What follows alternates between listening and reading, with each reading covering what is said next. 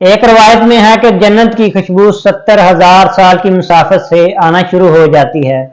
لیکن 4 اشخاص ایسے ہیں جو جنت کی خوشبو نہیں پائیں گے۔ ان میں سے پہلا جو ہے وہ رشتہ توڑنے والا، دوسرا بوڑھا زانی، اور تیسرا شخص وہ جو تکبر کی وجہ سے اپنی شلوار ٹخنوں سے نیچے رکھتا ہے، اور چوتھا شخص وہ جو والدین کا نافرمان ہوتا ہے، تو وہ جنت کی خوشبو بھی نہیں پائے گا۔ حضور نبی اکرم صلی اللہ علیہ وآلہ وسلم نے ارشاد فرمایا، جو شخص اپنے والدین کے لیے مغفرت کی دعا کرتا ہے، چاہے وہ زندہ ہوں تب بھی،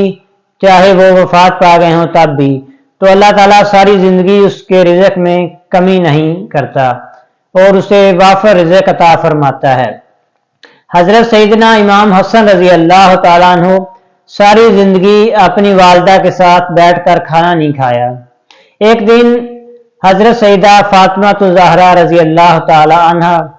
فرمانے لگیں، بیٹا تم نے ساری زندگی میرے ساتھ بیٹھ کر کھانا نہیں کھایا، میرا جی کرتا ہے کہ آج تم میرے ساتھ بیٹھ کر کھانا کھاؤ، تم میرے ساتھ بیٹھ کر کھانا کیوں نہیں کھاتے؟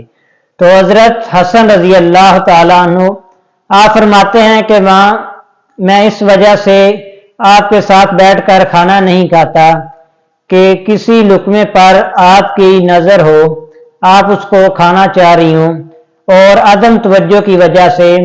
میں اس لقمے کو اٹھا کے کھا لوں اور اللہ تعالیٰ کی رحمت سے محروم ہو جاؤں، تو میں یہ چیز سے ڈرتا ہوں کہ کہیں میں اللہ تعالیٰ کی رحمتوں سے محروم نہ ہو جاؤں۔ تو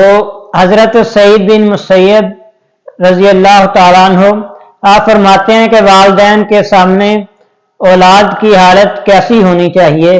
تو آپ فرماتے ہیں کہ جس طرح ایک باغا ہوا غلام جب اس کو پکڑ کر بادشاہ کے سامنے پیش کیا جائے تو اس وقت جو غلام کی حالت ہوتی ہے، تو اولاد کی بھی اس طرح والدین کے سامنے حالت ہونی چاہیے